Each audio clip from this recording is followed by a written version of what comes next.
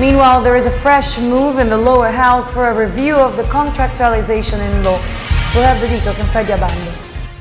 Labor groups are up in arms to repeal the Herrera Law passed in 1989, which institutionalized the practice of contractualization, a policy adopted by certain quarters of the private sector with no guarantee of security in tenure for workers, since a worker that may be hired by any firm, small or medium and even big companies and corporations, may be employed only for a limited period of time. In most cases, salaries are often below the minimum wage prescribed by law. Benefits to include SSS and PhilHealth are not provided for.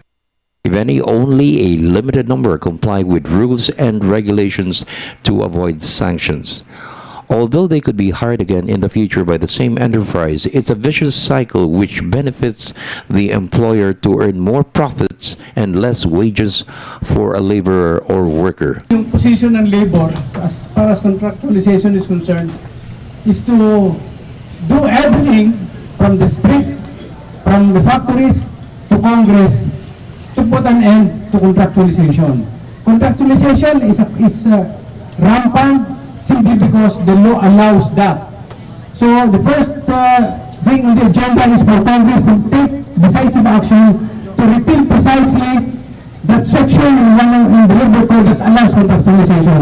Number two, the Department Order number 18 should be reviewed by Congress. It is under Department Order. There are a number of good provisions in that order, but generally, because it precisely maintains the phenomenon of contractualization, that should be wiped out altogether. Because of this, there is a consensus to review the Herrera Law to reverse the injustice to labor. Manila Congressman Lito Atienza and party list Solon Jonathan de la Cruz face an uphill crusade that has been attempted and failed since 1992 to the present, a period of 22 years. While many of the owners of the country's biggest companies and corporations are raking billions of pesos in profits, some of which made it to the fortune list of the world's billionaires, a great majority of the labor force are struggling to survive. Workers are the country's top consumers and commuters.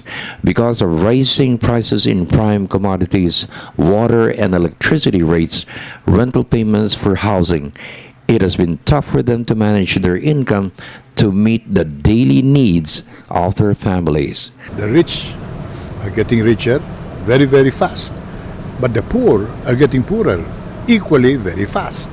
Pag pinag-aralan natin yan, makikita mo, isa sa mga malaking dahilan, ang ating mga laborers, ang ating mga manggagawa sa baba, nagpapatakbo ng mga industriya, nagpapatakbo ng negosyo, ay hindi umangat sa kanilang kalagayan dahil sa isang provision sa ating labor code, yung contractualization na pinapayagan ng batas na isang manggagawa, isang empleyado, casual forever. Tungkol sa security of tenure bill, we will promote that, definitely. Ngayon, ilalabas natin ito ngayon at magkakaroon din tayo ng kampanya na kaya ng ginagawa.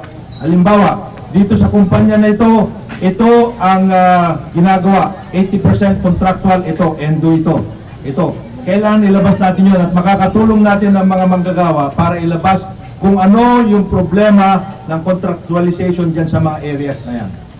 Kung hindi po sila mabigyan ng tinatawag nating aumento, sana man lang ay mabigyan sila ng relief ng tunay na pagbaba ng halaga ng presyo sa tubig, pagbaba ng presyo ng Meralco, ng enerhiya, presyo sa pagkain, presyo sa transportasyon at marami pang iba. For the People's Television Network, this is Freddie Abando reporting.